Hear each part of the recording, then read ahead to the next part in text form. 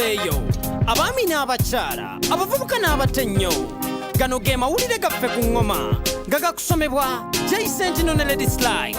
Tuula, kalira, wuliriza, nyumirwa amawulire. Leero mu ggulire lyaffe tuli bakukwata ku nsonga z'abakulembeze batukuse mazinga Afirika. Wali owuliddeko ku Mo Ibrahim Foundation? Bano be balina enkola y'okwoleka abakulembeze abasalawo mu ngeri etasaanidde ewamu n'abo abakoze ennyo mu kutumbula omutindo mu ggwanga.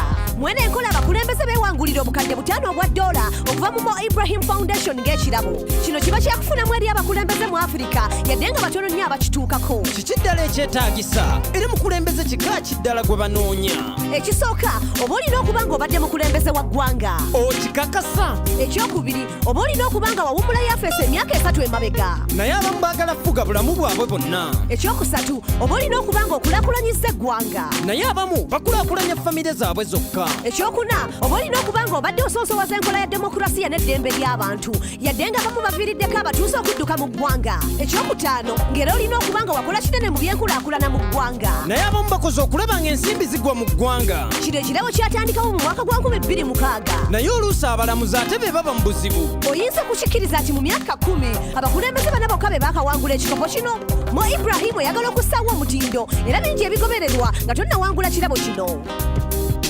Omukulembeze omulungi alina okuba n'ebisaanyizo ebimuyisaawo okutandika n'obusobozi obuvunaanyizibwa ne bye yandyagadde okulaba ewamu n'okulaba ng'ekitiibwa n'empisa biteekebwa mu nkola.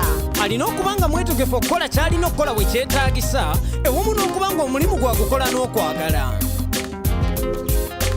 Abakulembeze batera okuvulugibwa olw'enkola zaabwe naye omanyi ekikubya ebitabo byabwe. Kati kwanjulira omukulembeze mu Afirika eyasinga okuba emisomo oluku mu mutwe ng'era ono ye mwami Peter Mutharika. Ono kafunu mu International Justice ekintu kyatera ddala mu nkola. Ellen Johnson Sirleaf naye alina digiri ya masters mu lulimi olufuutifuuti kye bayita public administration.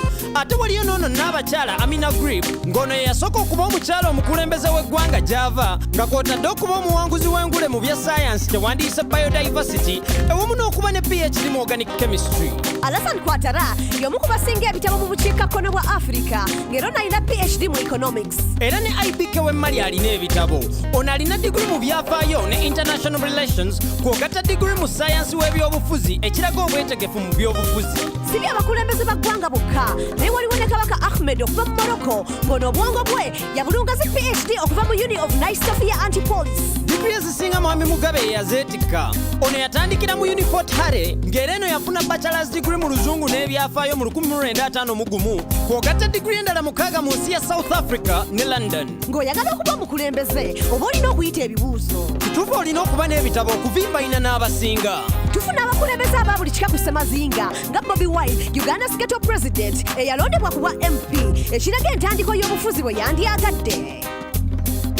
Hupireho muhono isi barara injuha barangirisi ba Afrika babanyo wahuwa indrebe isi basiha babwe nga isho shishiri wabarura mu byebufuzi muyidembe nga bambasa kuba sari hano beri nambo luhalala lulwimbi nga rwirosera hule ya mu manambo ka Afrika kafurisa hufukirisa hwirosera hukumisa inzamba bari buri murangirisi ahaba bahuru bari ni hurura hundrebe hunani heni Jonathan Goodluck nga ino niyo umurangirisi wo wayobunyala muyidembe mwinambo lye Nigeria lwanyuma lwe hufirwa hako hamu mwiko kwa 2015 lwanyuma lwe ndisa lwe bahana bari mu buwambe chimeko kabiri cyaberera mu Senegal paka Abdou Diop wangura hako hamu mwiko kwetse 12 niyo bufuzi bwa Abdoulaye Wade bwanani Pierre Buyoya uhwama i Burundi aba mushikiri paka isamarira mu mwiko kwetse 23 shifu wa sheba namba shitsa niyo wata ale hashifu sheba bufuzi bwebi South Africa yaba ninju hayo haye tsingere tsibiri muhunyo wa Mandela awangula hako haheru 19 munya nega wale huliro uhwama mu ANC chimeko kitaru cyabira wale ha indrebe isu musika wewe taombeki uwaira bye burangirisi mu moni chimeko shenda paka isaka na hut watanga ni chimiko chishiri huwayota wali wabarwanira siveri dembe bakari babandi nibafukirisa mu makambira keri nambo baboke sereshesi shira umurangirisi guhora huhala wo hweba bandu beri nambo uhwama is Joyce Banda uwe Malawi isi Rupia Banda uwe Zambia nisi neise fosogolo ni Matthew Kerekube Benin burambi bwenye buyokesere husima hwenye huyokesere huri wariwo imbuka n'ingeri indayi iya buri murangirisi isanara mere Big Ben sukuye na muombe mbene ngandi hwakani sira Newsbeat. Omukyala w'omukulembeze taba kyabbeeyi kyamukulembeze kyokka naye ab'omu ku bakisesaamu okukitambuza mu ngeri ye okugeza nga Margaret Kenyatta akampeyingira Uhuru ono asobola okutambuza enkumi n'enkumi z'abantu ku ntolize. ate waliwo n'ono n'abakyala aisha bahari okuva mu nigeria. ono ye mukyala omuka eyagamba mwami we nti bw'ateetereza akalulu ke yandikagabula omulala. ate wali atenkanika omulala okuva mu zimbabwe. ono n'abakyala grace mugabe mukyala w'amaanyi mu kibiina ekiri mu buyinza ng'era kirabika yali mu kintu. newankubadde omukulembeze yaba alondeddwa mu ntebe mukyala we aba ayambako mu kukikwasaganya. ago ge gabadde amawulire gaffe ku ŋŋoma n'olulala tuula owuliriza amawulire amalala agokya. sigadde nze jay sentino ne lady slike. gano ge mawulire ku ŋŋoma wulira amawulire. tuula kalira wuliriza goberera okuva mu studio mpaka ku street ge mawulire. goberera engoma goberera engoma goberera engoma. yes goberera eŋŋoma. goberera engoma goberera engoma goberera engoma. yes goberera eŋŋoma.